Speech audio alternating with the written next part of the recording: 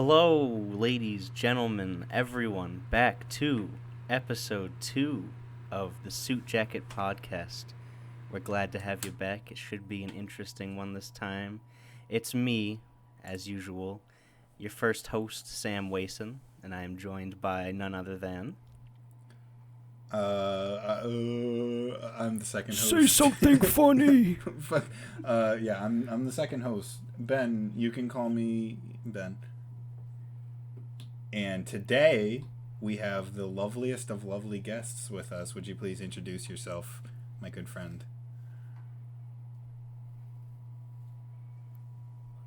Oh no, I froze again. But my name is Alex Surro, and that's me. Hello, Alex Surro. Anything you want to add, or just you are Alex Surro? I don't know. I am a senior elementary education and sociology major from Ashland, Massachusetts. On campus, I am a Foundations peer mentor. I was an orientation leader, and I'm a part of the Hilltop Players. Wow. Man's resume is stacked. Yeah, you could say that. All right, so yes. Welcome to this podcast that we do, I guess. Glad to have you here.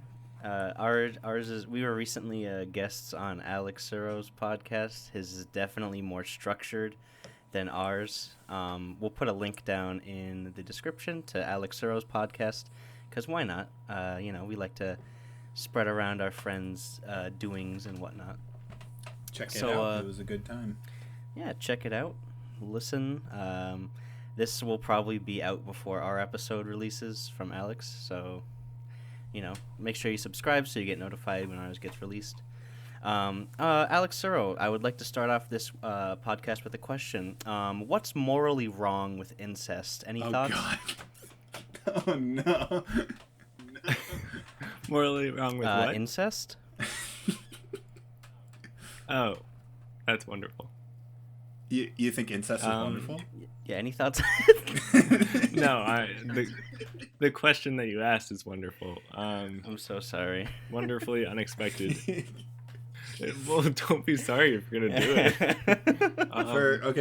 For a little context, all right. I didn't think we were gonna get into this, but fuck it. I thought it would be funny to start off with a very hard hitting question, especially for such an angel like Alex Surro. So yeah. So I originally asked this question to Sam, but Alex, I'll let you run through your answer before I talk through my rationale behind the question. I have little to no thoughts, and I just think that it is morally wrong, and that's that. There's no explanation. It's just that's that. Okay. Interesting. I agree. But here's the thing. Good. So the most obvious answer is that if one were to conceive a child through incest, there's a high likelihood that they might have birth defects or other issues. But other than the societal norms, which we all agree on that it is very wrong, if no pregnancy results from it, then I can't think of what is as long as everybody's an adult, everybody's consenting, it's just what is actually wrong with it? We don't know. We've all just agreed as a society that it's wrong. But if somebody asked me to name the specific reason other than birth defects, I don't know. Interesting. So wait, is your kind of mindset in life just you do you and I can't control that? Are you just kind of saying if they want to do it, they can do it kind of thing? I'm saying that I think they shouldn't do it, but if nobody's being hurt, then I'm not gonna lose sleep over it. I guess is my thinking. Yeah. If I clearly, me and Ben, when we talked about this, we were obviously we don't support it, we don't encourage it. Obviously some bad things can come from it. But when you really think about it, what's the damage being done here? So I cannot wait for Jenna to shut this podcast down as soon as this is our second and final episode. Oh my god. All right. Anyway, yeah. Anyway, we got through that. All right. So getting into the actual podcast, I guess. So we can we're gonna have a few little fun segments. But first, we kind of just wanted to talk about just like improv and SJP in general, and your experience having been on for, I believe you were on for just one semester, right? Mm-hmm. Okay, yeah. Yep. So you can talk through like what it was like before auditioning and your experiences throughout, and if anything really stuck out to you as memorable. Yes, everything stuck out as memorable for me. I think that my main mindset going into auditioning for Suit Jacket Posse was I like what they do and I want to try it. So, and it took me a while. It took me until my third year of college to be like, I can actually do this. And a lot of convincing from Sam Waste, and I feel like Ben, obviously you did too. But me and Sam spent the summer before I auditioned as orientation leaders. So every so often I'd be like, Sam, do I want to audition? Like, Sam, do I really want to do this? And he would always be like, yes, Alex Surro. I'm like, okay, I guess I do. And then like a week later, I would question it again. So I think a lot of it was like uncertain and scary, and I just needed to remember why I wanted to do it in the first place. So I did audition. I could have done better, honestly. Like, it wasn't perfect, but I somehow got a part on the posse, thanks to Sam and Ben. And then I did shows, and of course I get nervous every time, but it was so great. And I got laughs, and I got smiles, and people would come up to me after the show and say, great job, and I wouldn't believe them, but it still felt good that they at least maybe lied about it to make me feel better. So, yeah. And I remember during auditions, little insider tip for us running the auditions. We obviously don't precast anything, so like we didn't know like who was going to be on. But I will say, as soon as you walked in, Sam and I both got very excited, and we didn't like immediately decide that you were on the group, but like we knew that you had it in you, and you did not disappoint. So we were very happy to make that call. I think that's the biggest thing at auditions is potential. Someone could walk in with a lot of potential. Like Eric, we were like, from orientation, I was like, this kid has a lot of potential to be great. Because anybody can do improv. We teach you everything you need to know about how it works and all the games and stuff. You just learn that as it goes on. But we just want to see you, bring a little something. Bring a little personality to auditions. So, Alex Surro, you are just oozing with personality. Nice. I don't like the word ooze, but thank you. Well, I used it, and I can't take it back, so I apologize. I know.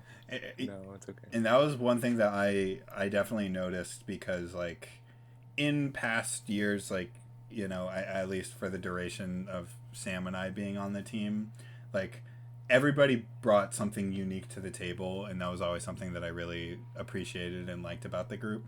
But to a certain point, like, our humor styles were very similar on like certain aspects. If the opening with an incest question is any indicator to the way our minds work, but one of my favorite things about having you on the group was that like you brought a very different like energy and like humor style to the group. Which isn't a bad thing at all. I think like having that diversity like opened up a lot more like scenes and characters we could do that we wouldn't have necessarily thought of. And it was the kind of thing where like there was definitely differences in the way that we like approached doing improv, but your way of doing it like meshed very well with our way of doing it. And I think it made overall for a very, very positive experience. Thanks, Ben. I appreciate that. I feel like that's a lot. And I always pride myself on being different than the group, like whether it's small scale like an improv team or if it's the whole Framingham State community. But like I don't want to just blend in and be one of the people. I want to be my own person, and that's cheesy, but I'm gonna stick with it. Hell yeah. We also have an improv game named after you now. Is that right? True. Oh, Would you like correct. to comment on that game and your first run through of it? Did you have fun with it? And what's the game?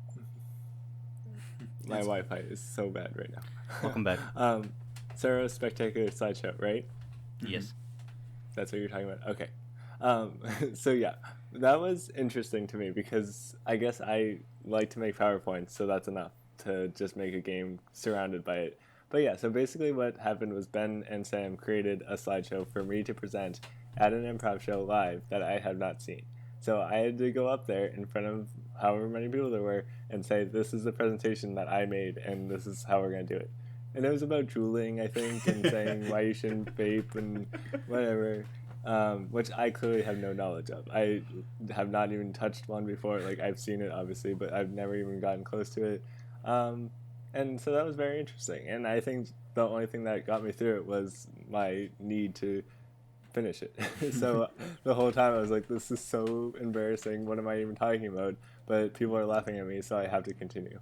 And it was a fun experience. It was kind of like a presentation that I do prepare, because I say that even if I prepare for hours on end, make a script for myself, I still go off script and kind of panic a little bit. So it just felt like a normal presentation to me, except for the fact that it was not anything I would ever consider talking about otherwise.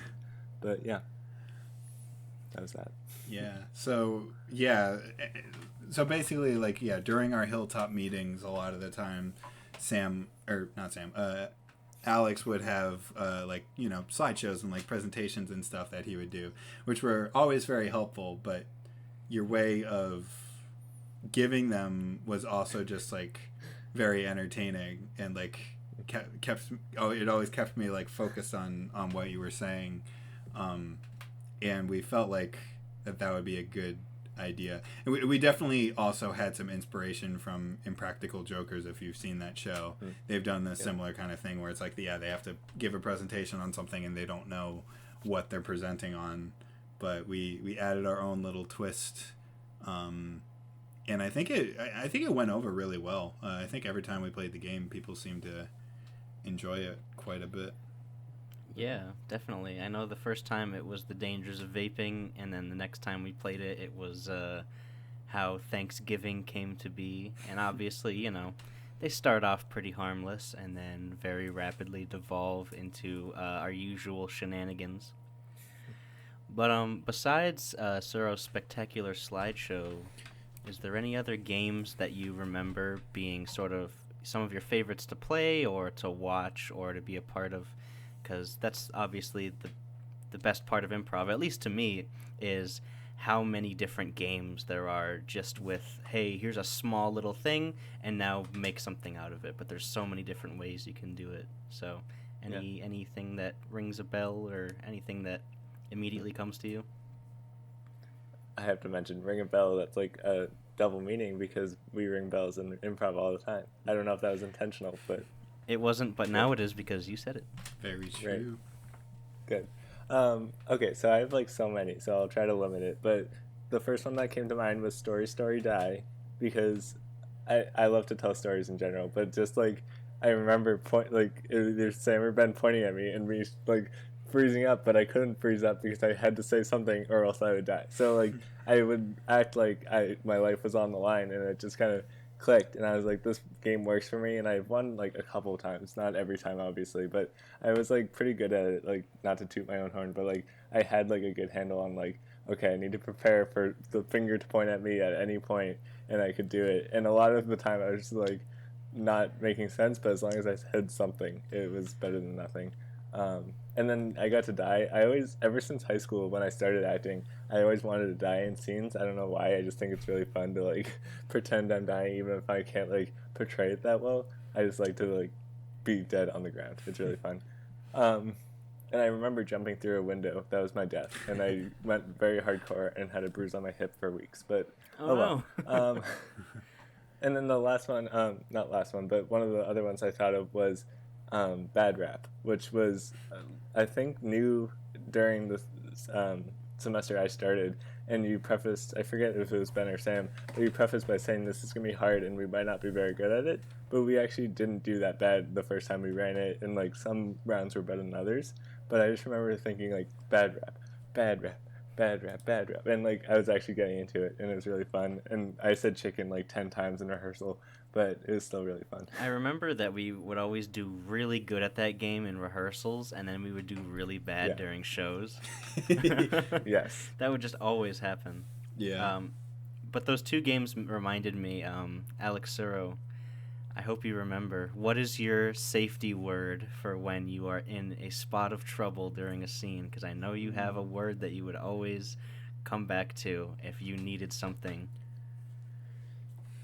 It's not chicken? I feel like it is that's chicken. My main...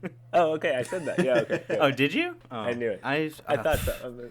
I'm just not. I might have mumbled it, but no. Yeah, chicken is definitely my code word. Everyone listening to this podcast, I want you to rewind 5 minutes and comment whether or not Alex said chicken, or if I'm being crazy and not listening. Yes, I'm curious. No, those were both very those were both really fun ones. I actually kind of forgot about those. We played so many over time, but it's always nice to take a trip down memory lane. Mm-hmm. Sam, do we have any sponsors for this episode? Yes, actually, now would be a perfect time for a sponsor. We are now approximately 15 or so minutes into this podcast. So we'd like to take a second to shout out our first sponsor, and that is the leftover pulp at the bottom of a carton of orange juice. Not necessarily a fan favorite, but, there's someone who has always been there for us. You can always count on them to be there, even when you don't want them necessarily. But they've been there for us, and so now they can be there for you too. So please go out to your local supermarket and make sure you buy the Tropicana with the extra pulp. It would really help us out, and it would help our friends out as well. So thank you. If you think about it, SJP is kind of like the pulp of the orange juice that is Hilltop. Where it's off-putting for a lot of people, but for the people who love it, they love it. Oh God, that's so accurate. That should be that's like, if COVID ever ends and SJP becomes a thing once again, that should be the tagline. This is the pulp of That's our Hilltop. new slogan. I like it. But anyway, before we move on, do you have any last thoughts you want to say about SJP or improv as a whole? Or anybody who's maybe thinking of getting started with improv, and any advice or things you would tell them. Yeah, I think my advice is to go for it, because I know I needed to hear that when I was considering auditioning. I think that a lot of it is you get in your own brain a lot of the time, and I know that that's not uncommon nowadays, where if you want to make a decision, you think of all the factors. But sometimes you just got to think, why am I doing this? Why do I want to do this? And then if the good outweighs the bad, then that's a good indication that you should do it.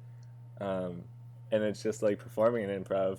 You have to say yes to almost always. Yeah, so I don't know where I'm going with this. But just try it. You can always, you can always go up if you say yes to opportunities. Yeah. I guess is what I'm trying to say. Go out of your comfort zone. Yes. Couldn't have said it better myself. So many people are like, oh, I'm not going to audition because I'm not funny. And it's like, you don't have to try and be funny. You just follow an equation, and then you get laughter as a byproduct in the end. And so that's sort of what you shoot for. I don't remember if I mentioned this on the last episode, but I always remember, and I'm not going to name any names, but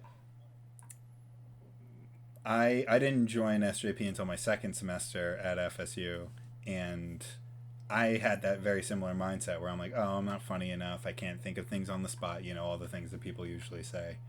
But there was somebody I saw who was on the group, who's not in the group anymore, who was not really that funny, and I was just like, okay, well, I can do better than that guy. So, I love that story, and I know exactly who you're talking about, but once again, mom's the word. Yeah. But yeah, I think I think that covers our bases of the arc of Alex Surro on SJP. Are you ready for some wacky fun segments? Yeah, now Yes, that we let's got do the it. boring improv stuff out of the way, let's get into the fun stuff. And we have something new for you today. Are you Nice. ready? Yes, very. So, I first heard about this from Your Mom's House podcast, which is a podcast run by comedian Tom Segura and his wife Christina Pajitsky, who's also a stand-up comedian. But I believe they got it from Anna Faris, and it's actually now becoming like a board game or something like that. But it's called Deal Breakers, and basically the way that it works is in every scenario, it's your perfect romantic partner. They are perfect in every way that perfectly suits you and your needs, but there's always one caveat, and then you have to say whether or not that caveat is a deal breaker for whether or not you will be with them. So I know Ben had one that was cooking up that he had before we started, so I want to throw it over to Ben to start. All right. So your perfect partner in every way, but their head is just on backwards. And like it doesn't interfere with like their body functions or anything like that. Like they function like a totally normal person, except for the fact that their head is just on backwards. But other than that, they're golden. Would you date them, or would that be too much? I think my first instinct is to say yes. I would still date them, just because like if they're still functioning, if they can still talk to me, it's just a matter of turning like my own body and my own head towards their head. So yeah, I think I could make it work. I think I agree with that. I don't think it would be a deal breaker for me. My first thought was doggy style would be interesting, but I guess I would say another first thought is you would probably be instantly famous. Not as famous as someone who has their head backwards, but then you are then the partner of the person who has their head backwards. So you'd have to immediately be prepared to be in the spotlight of the paparazzi. That's true. But I think if they were, my perfect partner, I don't think that would really bother me too much. It would be a little bit to get used to, but then once you get used to it, it'd be fine. So I don't think that's a deal breaker for me. Nice. We're all accepting here. Yeah. All right, Sam, do you have any cooking up in the old noggin?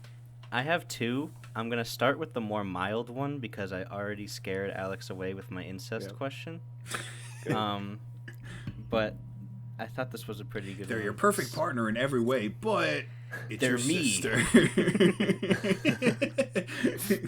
No, that's Yeah, your perfect partner in every way, Alex, but they have my face. So where's the anyway. caveat? Yeah, what's the caveat? What's so bad about that? Anyway, so your perfect partner in any way, in every way, obviously, but once a week for 10 minutes they will transform into a Boston cream donut. That's not bad at all, in my opinion. Okay, but It's like, 10 what if you're minutes. walking down the street and then suddenly she transforms and then like a stranger steps on her? Oh. That would be unlikely because I could just scoop her back up and be like, "It's okay, I'll carry you until you go back to your regular form." Yeah, but then Okay. wouldn't you just live in fear that the entire week, at some point, they're just going to transform into a donut? Okay, so it's not a set time each week. It's just once per week. It's completely random when it happens. It's random. So, like, on Monday, if they transform, it's not going to happen for the rest of the week. But then if it doesn't happen up until then you're kind of just, like, getting more and more anxious about, when's it going to happen? Be really bad if they're like on the highway or something. It's like doing 90 and then just Boston cream donut. You'd have to be like, honey, just don't drive. And she's like, what, why not? I want to drive. And you're like, no, you're literally going to turn into a donut and crash and die. He needs one of those self-driving cars. Yeah, get a Tesla. Sponsored by Tesla. Anyway, is that a deal breaker for you guys? I'm saying no. I think that would be a deal breaker for me. Yeah, because I couldn't handle like having their life be like in my hands in that moment. Because I mean, obviously you're not gonna like, because you're also not gonna be with them like 24/7. You know, it's like they gotta go live their own life at some point. So then you're just like, what if they're just in this like horrible scenario and then they're just a donut and some guys are walking down the street like, hey man, Hey, a donut. And then he picks it up and then he sees her transform and then he's like 5-second rule. Just what if like he steps on the donut, but then she transforms back into a human and she's just all flat. Ouch. Oh yeah, that's the other thing is that like I mean I would assume if they're eaten then they're probably just dead. But like, yeah, is any damage to the donut reflective on their body once they turn back? Yeah, I'm gonna say, you know, if they like fall on the ground, and then like they just get a little stepped on, or like a little pebble like embeds itself into the donut or something like that, then they're gonna transform back, and then just gonna have like a rock sticking out of their like rib, or something like that.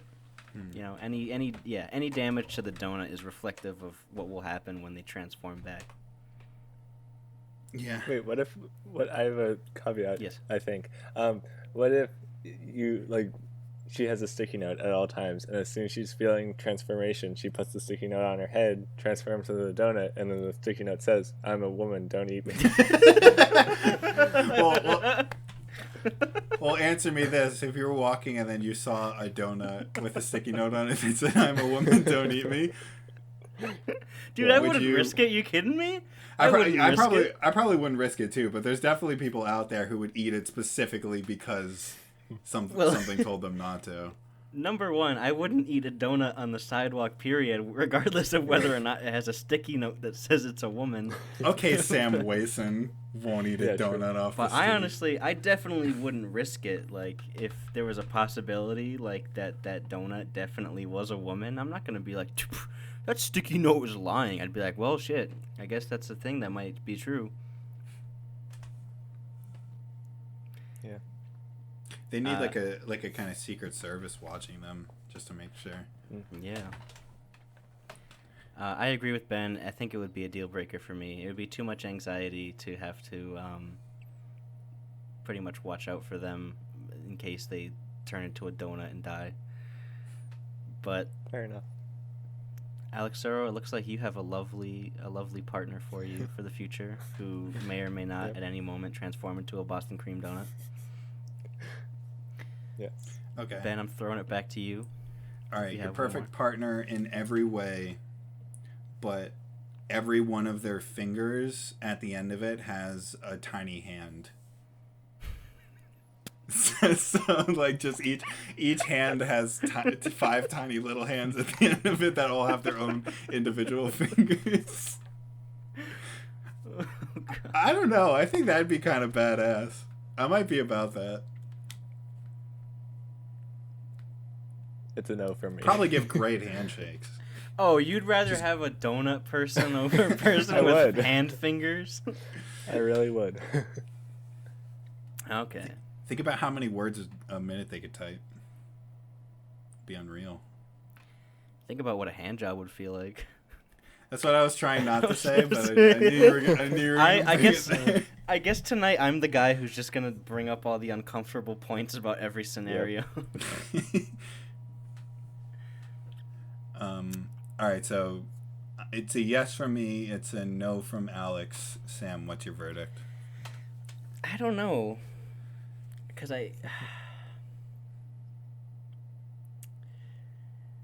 feel like I'm leaning more towards no, it's not a deal breaker. But then every time I have the image of hand fingers in my mind, I'm like, ooh. It would take a lot of getting used to, and it would definitely be a shock. You'd be like, ooh, that's a little weird. So wait, do their hand fingers also have hands? Is it like infinitely like fractal no.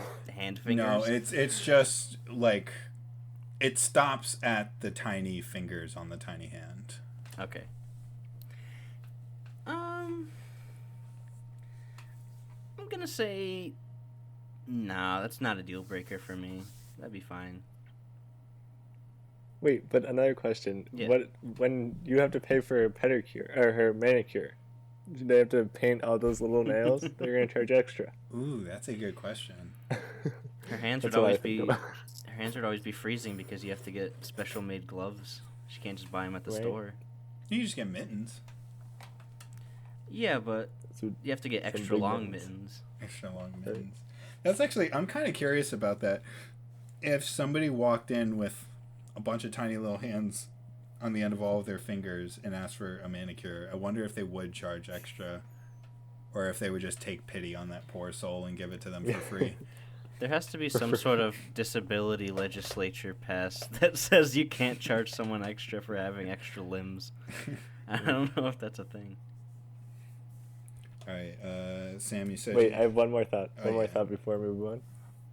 What you know that thing that people do with their fingertips and they like go to the countertop and like do it one at a time Yeah. and like make that noise? Like ASMR. Imagine doing that like times 5. It's like- That would actually sound pretty cool. I would hate it. And that was definitely a yes. Or no, They have definitely a like no. really tiny nail clippers too. Oh, true. Because they each have their own separate little nails. That would be that would be hard to clip. Right. But you would be really good at opening jars. You know? That is true. All right, so Sam, you said you had one more, right? Yeah. Okay, so Alex, if you want to spend the time as we're discussing this one, if you want to think of one or if you have one in mind, then we can do that at the end as a bonus. Okay. Okay. I changed it a little because I don't want to scare Alex Surro anymore, but Thank you. So I changed it a little bit. So you're a perfect partner in every way, but every time you kiss them, you swap places with them. Like you teleport like whoop, and you swap places with them. That's so fun. Yeah, that would be kind of cool. Because I can't think of, I mean, because, like, you know, by proxy, it's like you have to be, like, right next to them. Right. So it's like, you're never going to teleport into anywhere that's, like, dangerous unless they're already standing somewhere that's dangerous. And that would be a problem in and of itself. I guess it would be more weird for, like, anybody who happens to be watching, I guess.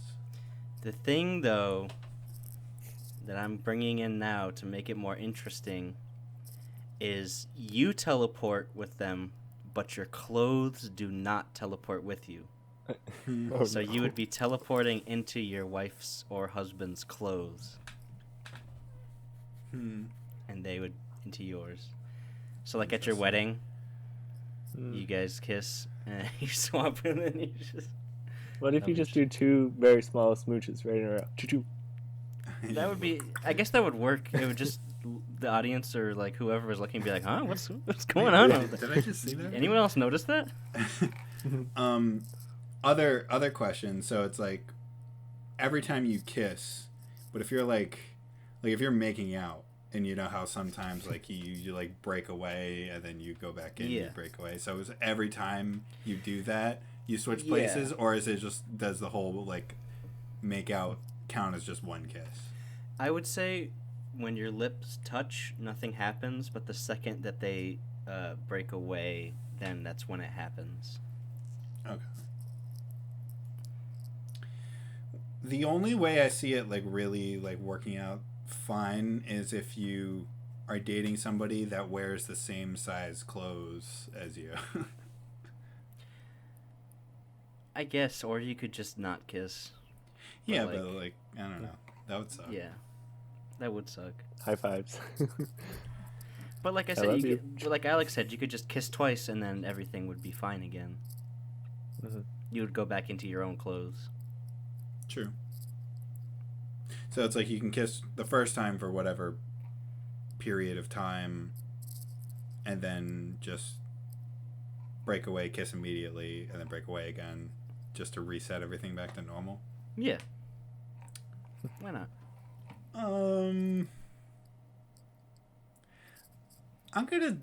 It would probably be a deal breaker for me, just because, like, I don't know. It would just be like an extra thing I had to worry about every time I'm with them. Like, Yeah. I feel like kissing is like a, like when you're dating somebody, it's just like a nice thing. You're just like, it's just spontaneous. You're just like, oh yeah, just. But it's like, if you have to like consider that every single time, I feel like it would just get annoying after a while. So I would probably say deal breaker for me. Yeah. Darn it. I guess you're right. Because I was going to say, no, it's not a deal breaker, but that's a good point. If you're just, like, saying goodbye, and you're just like, okay, bye, see you later, and then you do a little kiss, and then you have to, like, worry about that. Yeah, I guess that's a deal breaker for me, too, then. I would say no, it's not a deal breaker, because if they're your perfect partner, they're gonna understand that, like, you're like, okay, just remember that every time we kiss, we gotta kiss twice, because they're not like, oh, what do you mean we teleport when we kiss? Like, they're obviously also cognizant of it, too, because they're your perfect partner. They understand. You got that open line of communication. You're very healthy in the way you guys communicate with each other, right? See, my perfect partner is not understanding in the slightest.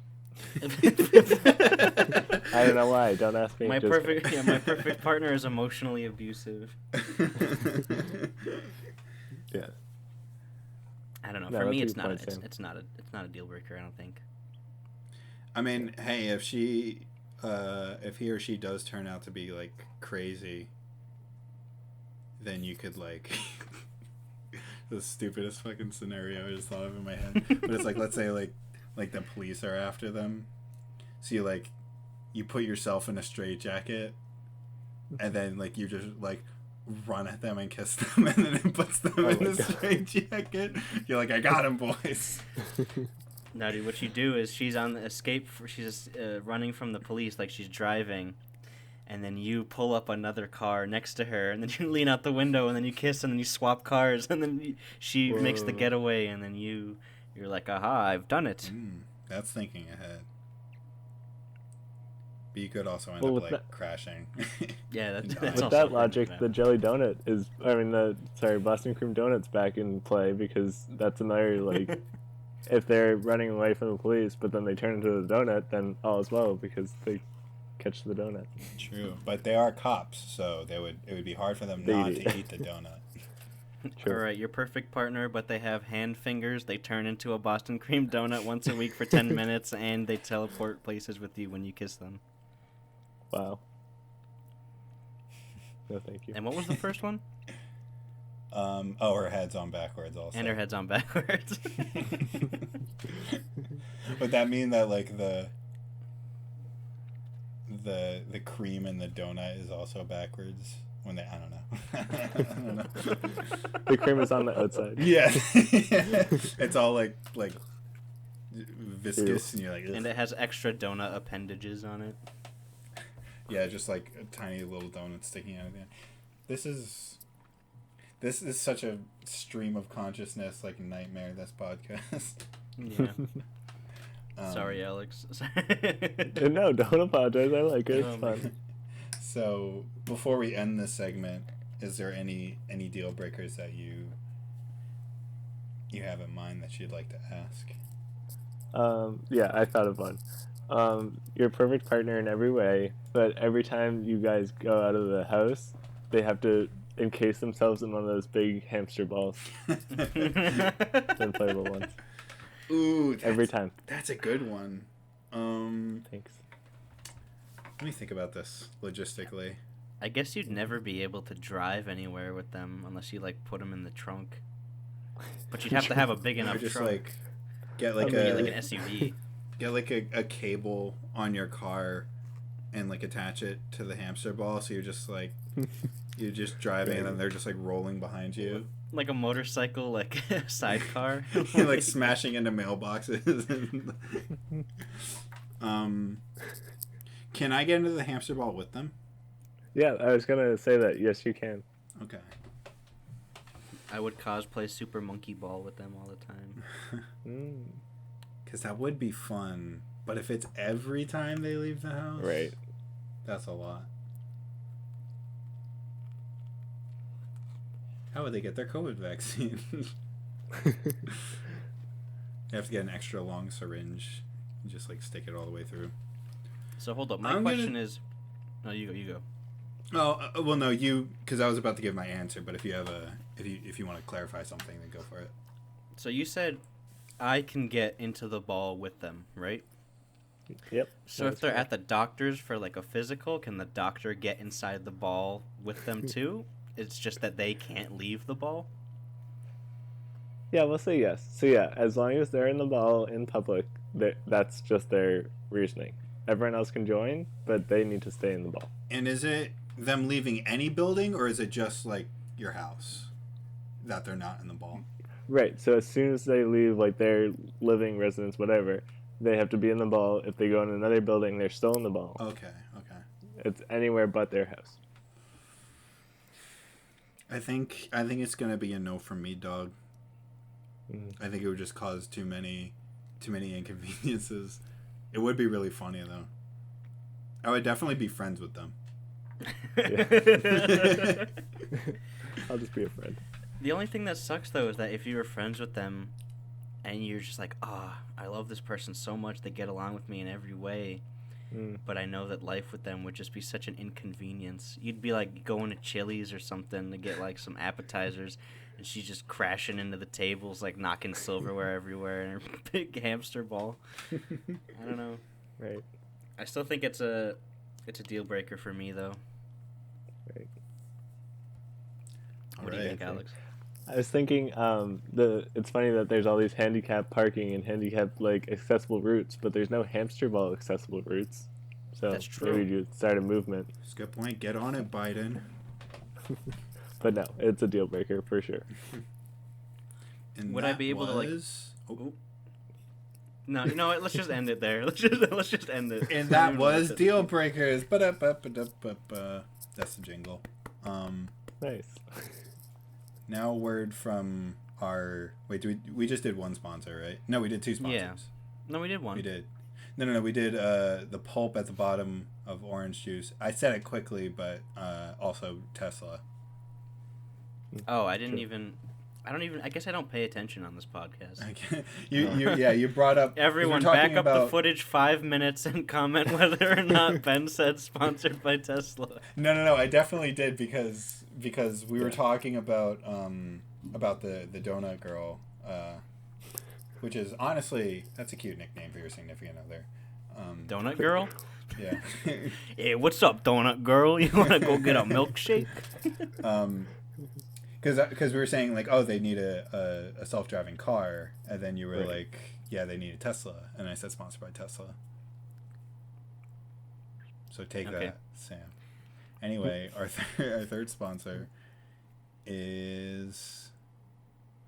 I started this. I did not have any way to finish it. Oh no. That's an interesting sponsor. Do you want to elaborate on that?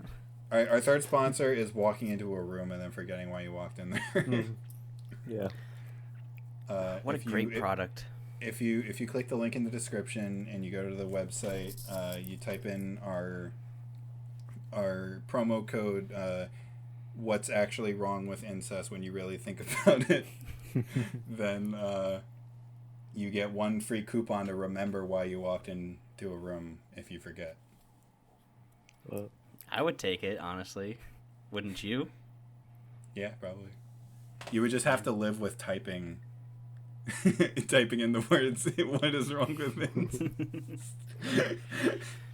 Whoa, wait a minute. We've already said it multiple times, so I guess. Ding, ding, ding. Ben just said incest for the 16th time this podcast. That triggered our secret segment. Oh, Ben, boy. put in elephants trumpeting right here because Alex likes elephants, and that's the sound we're gonna use to mark the secret thing happening. Okay, I'll edit that in right here. Go. There it was. Okay. And there it was. Anyway, our secret segment for today is exactly 13 seconds of silence, starting now.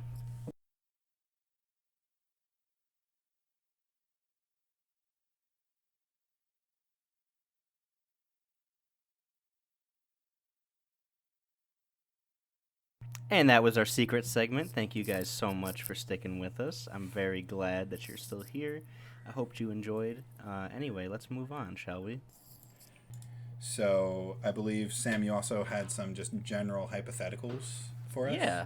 So it wouldn't be an SJ podcast without some hypotheticals, now would it be? Wow. I do not believe it would. Anyway, I have more than just hypotheticals, actually, so I'll go through a few on each list. We'll do some rapid fire. But I have 170 hypothetical questions. Obviously, we're not going to do them all. We also have 200 questions to ask your boyfriend. And then funny questions to ask list. So, clearly, we... Top-tier content. Aren't funny enough to come up with enough questions on our own, so we have to borrow from internet lists. But anyway, we'll start with the hypotheticals. Let me find a good one here.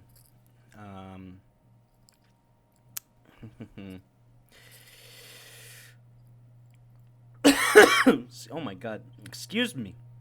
Cut that out. Bleep out my cough. Then people are just going to think you said something really bad. I don't care. It's fine. I have said a lot of bad things already. It's true. All right. If you could change the sounds of your body, for example, like burping, farting, yawning, sneezing, what new sound effects would you replace them with? Is that for all the sound effects, or you just get to choose one sound? Let's do burp, fart, and sneeze. What would you replace those with? So many possibilities. I would replace my sneeze with a fart, my burp with a sneeze, and then my fart with a burp. People just not know what the fuck is going on. That's so funny to me. I don't even know. I would replace my sneeze with the bruh sound effect. Oh, God. I would replace my fart with a train horn. And I would replace my burp with someone reading the entire B-movie script really fast. Oh my. Like how fast? Like the entire script in like 5 seconds. Oh, okay. Or no, Whoa. depending on how long the burp is, it'll be like that long, but the entire script is condensed into that time. Got it. Okay. Okay, you ready? My sneeze would be an elephant trumpeting. Nice. My fart would be the awkward silence that takes people to unmute their mic on Zoom. And my burp would be... I didn't think this far ahead. My burp would be the startup sound of Windows. That's good. Sticking with it. So which one was the silence? My fart.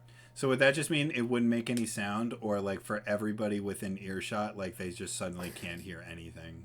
Like their whole hearing cuts out for a second, and they're just like, wait, I what love just that. happened? Yeah, that. Everything is silent. All right. Want to move on to the next question? Yes, of course. I probably should have been looking for one during that, but I didn't, because I'm totally prepared and on top of it. What the fuck? Okay, this one's fun, kind of. If you could snap your fingers and make any one species go extinct, what species would you choose? I don't like this one. Humans. Yeah. You just gotta one up Thanos. Just be like, I'm taking everybody out. Probably like. Do hornets actually like contribute anything to the ecosystem, or are they just assholes? I was thinking about that for my answer too. Like hornets or wasps, absolutely. Because we got to keep the bees, but like. Do they also carry pollen? I feel like they don't. I honestly have no idea. They're probably food for some other animal, but I don't care. enough to keep them alive. You ever been stung by a wasp? It sucks. It hurts more than like a regular bee sting. I've been stung by bees. I've never been stung by a wasp. It sucks. I would not recommend. Oh, darn it, that was tomorrow's plan, but okay. I feel like no matter what we choose, I just picture like a movie plot of like, oh, this power of snapping your fingers and an animal goes extinct, and I feel like it would go horribly wrong, and then we're just in a movie. So that's my thought. Yeah, kind of like when in like a movie someone travels back in time and they step on one bug and then they go back to the present and then everything's changed. Exactly. Yeah, probably your safest bet would be like an already endangered species that has like 3 left. The northern Right. white rhino. Aw, I like rhinos. Me too. Yeah, without doing any research, I'll say wasps, and I'll just accept the consequences. No, I'll say hornets. Wasps can live, I guess. My answer is swans. Swans are nasty creatures. You ever like approached one? They're so aggressive. My goodness, you're like, oh, what a beautiful bird, and then you go towards one, and they're like, ah, and you're like, oh my god. I just want to pick them up by the neck and swing them around. Whoa. So that's my answer. Okay. Alex, did you say your answer? No, I just thought of the ramifications of my actions. That's all I did. Mm-hmm. Well, let's go with like a flea, not a fly, a flea. Ooh, that's a good one, actually. Why didn't I think of like a parasite? I chose swans. Tapeworms. Yeah. Hmm. You could also just choose an animal and then just choose never to snap your fingers again. That's a good point. I would definitely do it by accident, though. Yeah. And then be like, oh no, they're gone. You can never go to a jazz club again. Someone would say if you're happy like and you know it, snap your fingers and you just start sweating profusely.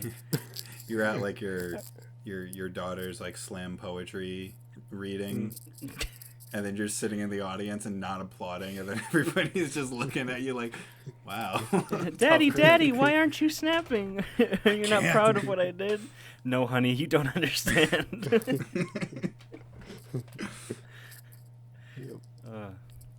Do you love your pet rhino? Your pet rhino. Oh my god. All right, want to do, let's say, want to do 3 more and then call it? Yeah, well, I was gonna do one more hypothetical, and then I was gonna pop to some of the other questions because I feel like those will be faster. Okay. Let me find a good one here. I want to have a good one to end on. Let's see. If you could clap your hands and a species goes extinct. Ooh, interesting. We could do this one. We were talking about this at Buffalo Wild Wings. Me and Ben got some wings, and it was a good time. Sponsored by Buffalo Wild Wings? Yeah, sponsored by Buffalo Wild Wings. Just kidding. Please don't sue us. If you had a movie made about you, like your life, what actor would you have play you in the movie? Ooh. I think I ended up saying Rami Malek because I think he's talented and racially ambiguous enough to get the job done. I said John C. Reilly for myself. Oh, nice. Well, now I don't have an answer. I was going to pick John C. Reilly. Wait. Rob Lowe comes to mind, even though I don't know why, but I just like him. I love that. I would love to see an Alex Surro biography starring Rob Lowe. That would be amazing. Yeah. And the only thing I think of is Chris Traeger from Parks and Rec, because that's like the main thing I know him from, and like he just had that energy. I'm like, interesting. So I guess Rob Lowe. Why not? Solid answer. I like it. All right, let's move to 200 questions to ask your boyfriend. Ooh. Add some romantic music in the background for like 1 second so we don't get copyright strike. Yeah, just one note from a harp, and then that's it. So like the first like half second of what's the quintessential like, oh, let's get it on, right? That's what it's called. Let's Get It On by Marvin Gaye. Yeah. Just like a little blip of that song. I've been really trying, baby. Whoa. Trying to hold back this feeling. No, that's too long. Sam. Yeah, but it's me. Just put that in for earlier. But your singing is too perfect. The YouTube's automatically gonna pick it up. Shit, you're right. Okay. My bad. Okay, are you ready? Mm-hmm. Ready. Okay. What makes you angrier than it should? Oh, I definitely have an answer. I just have to think about it. Mine, and we simply don't have time to get into it. Maybe on a future episode we'll actually run through it, so stay tuned. But Sam and I have had an ongoing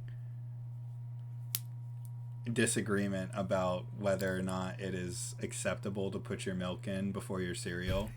And I believe that under normal circumstances it is not. You shouldn't do it because it's weird, but there's one specific circumstance where it is simply the best option, and I'll leave it at that. We'll Yeah, I was about to say, I'm like, don't say it, because then if we don't have time for a counter argument, then I don't know, but we've had this debate for like ever, and it's gotten heated before. Yeah, I'm literally yelling by the end of it. Interesting. I don't know this debate, but okay. For me, it's when I'm driving and people turn really, really slowly. Like, they signal a turn into their driveway, and then they go, like, really slowly into their driveway. I get so irrationally mad. I'm like, I hate you! I'm a slow turner. I drive like a grandma. Just don't ever let me drive with you, because then I'll purposefully crash the car. I mean, I don't think I'm awful about it, but I definitely could turn quicker in a lot of situations. I don't know. Yeah.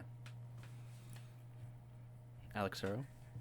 I'm like thinking so hard because I know there's moments like you did that grunting noise, like I know I have those moments. Also, my audio just like spiked. That was so weird to see. Anyway, so like I know I have those moments, but for now I'll just say driving. Like it reminded me when you said yours of when I'm driving ahead of a car, and then we both turn left. But for some reason, like they're so far away from me, and usually it's the opposite. When people are too close to you, that's when you get mad. But for me, it's when they're so far away from me, and I'm going the speed limit. Like I'm not speeding or anything. But for some reason, they're just like, I'm gonna hang back here. I'm like, but what? Why? Am I doing something wrong? Like, why does it seem like they're not wanting to be near my car? So, and that happens so much. I'm like, what is going on? So maybe it's not anger. What, am I not just good like, enough for you? Yeah, I don't know. It's like, whatever. It just boggles my mind sometimes. But oh well. The duality of man.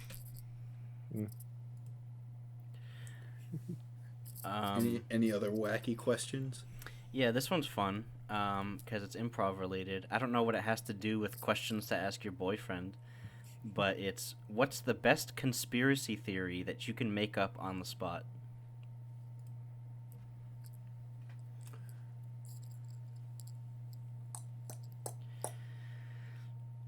We gotta take our times with this one. Yeah, I know, right? Although that kind of like defeats the whole purpose of on the spot, but you know what, whatever. Oh.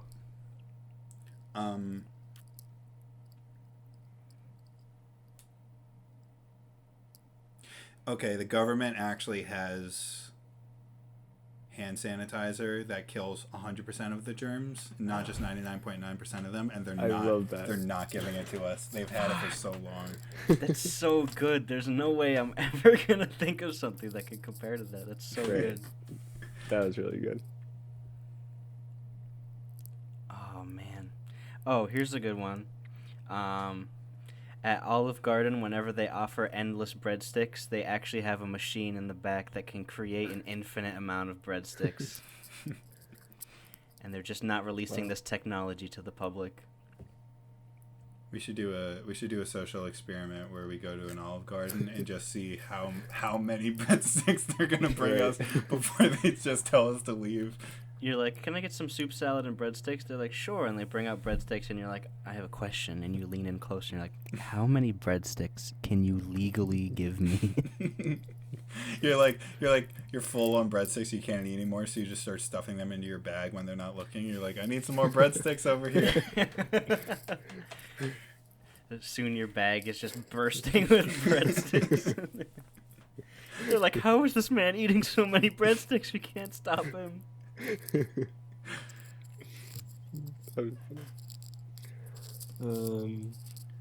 Okay, mine's not as funny, but it connects to what we were talking about. Every Boston cream donut that you see was once a woman at one point. Oh God! Oh no! I've committed so much murder. Me too. It's like the newest form of the death penalty. It's like somebody's on death row.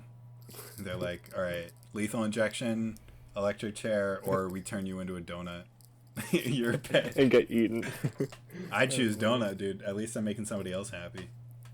Oh, good point. Can you imagine? Very selfless. Can you imagine if you got turned, like, that was your fate, like you got turned into a Boston cream donut, but you're still sentient, and then like you see somebody like pick you up and you're like, oh shit, I'm about to get eaten, and they take one bite and spit you out, and they're just like, oh, disgusting, and they don't finish, and you're like, what the fuck? Yeah. Oh, that'd be awful. That would be me. I'm not a big fan of Boston cream donuts. I'm a bigger fan of eclairs, personally. Eclairs are good. I like jelly filled donuts. I think that's my number one. Jelly filled or glazed if I'm not willing to commit to a jelly filled because it's a little heavy. I think my two favorite are glazed and old fashioned. Old fashioned. Old fashioned? Are you kidding me? No, old fashioned's they're good. Don't knock it till you try it. Okay. I did try it, and I think it's old fashioned for a reason.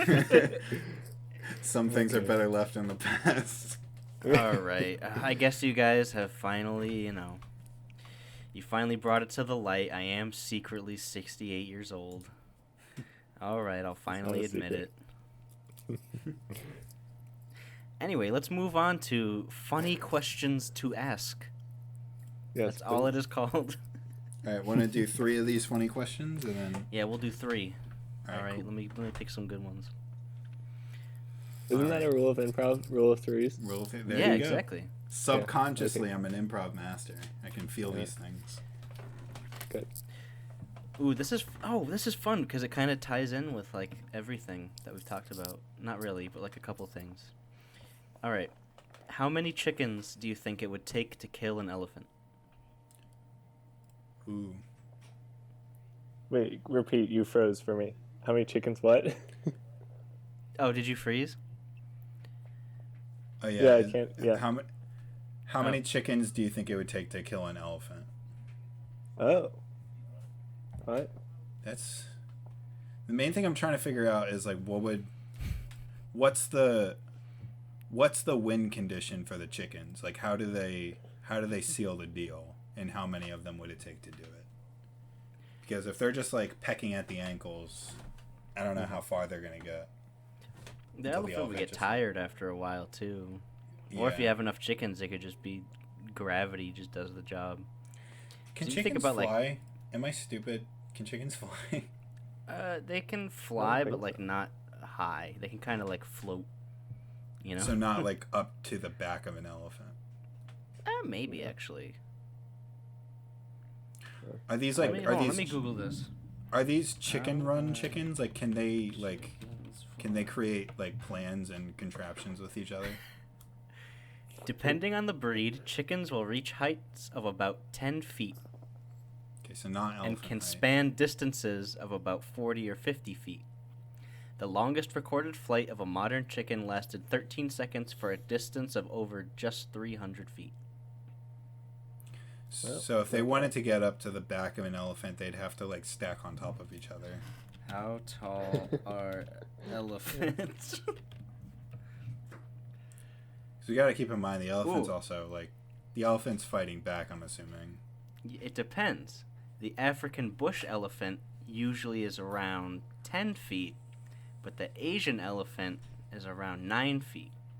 So we'll say a good portion of chickens probably could not climb up onto the back of an elephant, but some of them, if they try really hard and believe in themselves, can make it onto the back of the elephant. Like the Olympic chickens can make it up there, but the average chickens cannot. Did we just invent a new Olympic event? Olympic chickens. Elephant killing with chickens. I'm gonna say like, because the elephant will get tired, but the chickens probably have less stamina overall, right?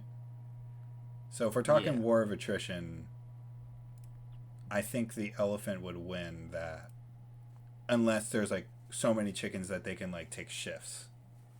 Right, that's what I was thinking. Shifts. My gut's telling me 170 chickens. Wow. That's a lot lower than I thought.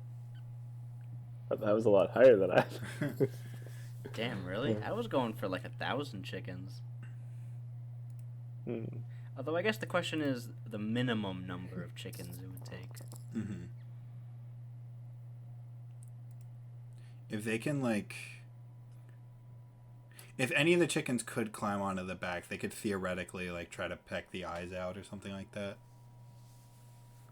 I love how Alex's favorite animal is elephants, and then we're just like, let's ask him how an elephant would be brutally murdered. It's kind of sad.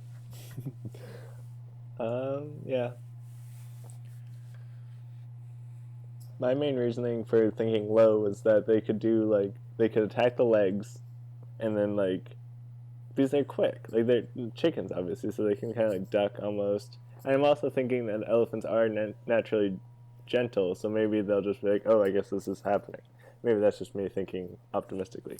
I don't know. So, but if they attack the ankles enough, the elephant will collapse, and then from there it's like a massacre, and then they all just peck the eyes and the trunk and everything. Mm-hmm. But who knows? So do you have like a final number in mind? Well, we'll go with 77 because I like 7. 77 chickens. Are you sticking with 1,000, Sam, or are you reconsidering? No, I'm reconsidering because 1,000 is a lot of chickens. Like that's a lot of chickens. Yeah. Which I think that could definitely work. But if it's a matter of minimum amount of chickens, the number I'm settling on is like 230.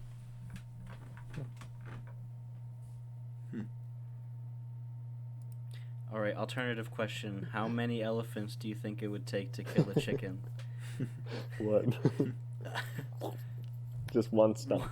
one solid stomp. Okay. Anyway, we spent so much time on that. I got 2 more though. Okay.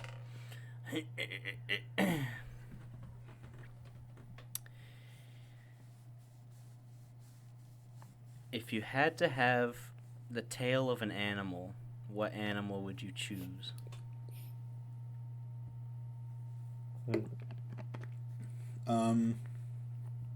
Okay, so I think like the boring answer is like a monkey tail, because you could like hang off of trees and stuff with it.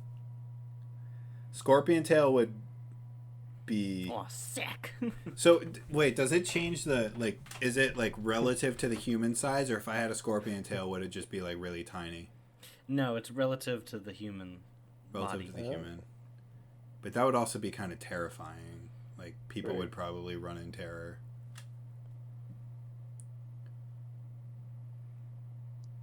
I feel like if I had a monkey tail, like I would lead a difficult life, but I would probably like be able to survive in human society. True. Um, Could you like hide it in your pants, or would it stick out at all times? No, you could hide it in your pants, but it's gonna feel, it's attached to you, so it has nerves, so it'll Right. feel however uncomfortable it would be for Yeah. like a monkey to wear pants. Right. So you'd have to cut a tail hole in all of your pants from now on. if you had like a fish tail, you could be like a mermaid, but a mermaid that also has legs.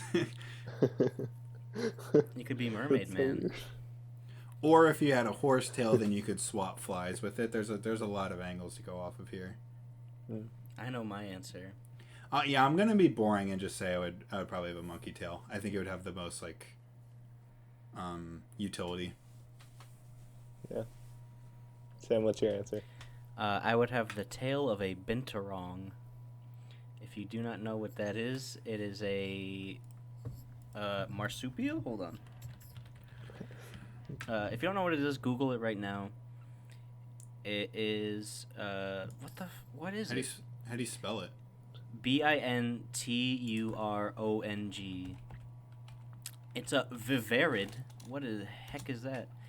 Anyway, it's known as a bear cat, and it has a really strong, usable tail. And they also have the natural scent of buttered popcorn. Whoa. Wow. Yeah. That's a good answer. These things are cool. I like them. Yeah. Aren't they sick? They're able to crush bone with their tails. Wow. They're like riding the line between being scary and cute, and I love it. Yeah. they're a little bit in between, but I think they're pretty neat. Alex Surro? My thought is like a bear because they just have like a little nub. But then I'm just thinking like putting that in my pants, everyone would be looking at my butt, and then there would be like a little nub above my butt. They just think you had a little poop that just came out Yeah. and just pushed. Or it's just like a tumor. True. Like, Oh no, it's this is rude my to tail. stare. I think those are 3 solid answers for different reasons. All right, I have a final one. A final Okay, question to end it all out. What would be the worst buy one get one free sale of all time?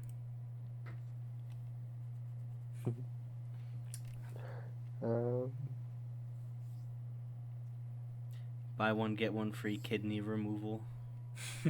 Oh no. That's pretty good. I gotta think on this one. Yes. Colonoscopy.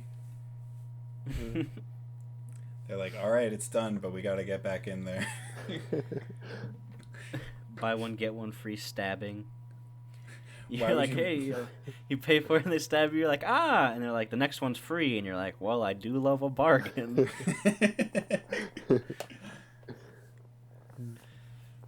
That's a good answer. I don't know. Buy one get don't one know. I free don't know. circumcision. How would that even work? I don't know, Yeah, but they it would be a just, like, bad sale. Would they cut like further down, or would they reattach it and then cut it again? I don't know. This is the imaginary world of double circumcisions. Double feature. Well, if you went in with someone, you could get them circumcised too. That's I guess true. that wouldn't be I too mean, bad. But what adult are you gonna bring in that's gonna like, yeah, I'm down for that? I don't know. Maybe they're tired of their foreskin always dragging them down. They need something to, Or like you go in to something get new and your, exciting in their life. you go in to get your son circumcised, and they're like, all right, it's a buy one get one free deal, and then they just look at you, and you're like, oh. And then they lock the door behind you. It's like a horror movie. Any answer, Alex Surro? Anything Buy one- I can't follow. I don't know. Buy one get one free all you can eat buffet. So you eat all you can eat, and then they're like, do it again. They force you. I like that one. That's my favorite. Okay. I'm not following that. Buy one, That's get one free child. You go to, like, adopt a kid, and then they're like, here's another one. And you're like, what? I only wanted one. And they're like, that's a shame. I mean, that's I feel basically like just... that happens. That's just like having twins, basically. Yeah, Right. but you don't really pay for them. I'm pretty sure do you pay for an adoption? I'm assuming, right? There has to be some sort of fee. Right. Well, you pay for a delivery. You pay for DiGiorno. I just DoorDash a child to my door real quick. You're like, you know what? I'm feeling Asian tonight. Let me get Oh, that God. delivery. Oh my god. Whose idea was it to let us do this podcast? I like it. I think it's fun. Oh yeah, I'm glad. That makes one of us.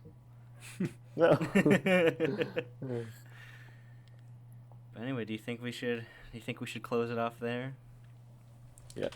It has been going on for quite some time. Yeah, we have some dead space to cut out, so it shouldn't be too much longer than an hour, but we'll see. Dude, cut out that part about you talking about cutting out dead space. Okay, so And the then space cut right out here. what I'm saying right now. And then cut out the entire podcast episode. No. Okay, that makes me feel bad. just cut out us talking. It's only Alex Surro. Yeah, just put in only Alex Surro's audio. But yeah, that has been the SJP podcast, SJ Suit Jacket Podcast. That's what it's called. Yeah. If you made it this far, congratulations, you're a trooper. God bless you. If you didn't make it this far, fuck you. They won't be able to hear it. They didn't make it this far. That's Oh, true. good point. Alex Surro, any final closing remarks? Oh wait, I have an idea for. Well, yeah, you do your closing remarks first, and then I have an idea for a send off. Okay. Thanks for having me. This was fun. I appreciate the hour and a half that we took to film. I miss you both so much, and I wish that we could do shows again sometime soon. But I love that you're staying creative, staying active. So keep doing what you're doing, and I love you both. Aw. I love you too. Oh. All right, so for our closing remarks, give one piece of really bad advice to the audience. Say yes to drugs. And I said bad advice. well, okay. Say yes to drugs on the street. That's to someone that you don't know. Go in sketchy bands and eat candy off the ground. There you go. That's some bad advice.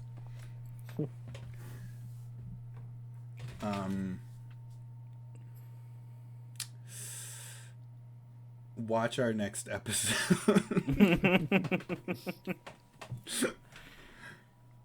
If you see someone sketchy in an alley and they say, "Hey, want to see something?" You should probably go with them because whatever it is, I bet you it's pretty cool. They probably have some watches to sell. Yeah, they probably have some genuine quality watches to sell. So anyway, that's my podcast. Goodbye, everybody. Wait, everyone say one word, and then that'll be it. Alex, you go first. Word. Fortnite. Galoshes.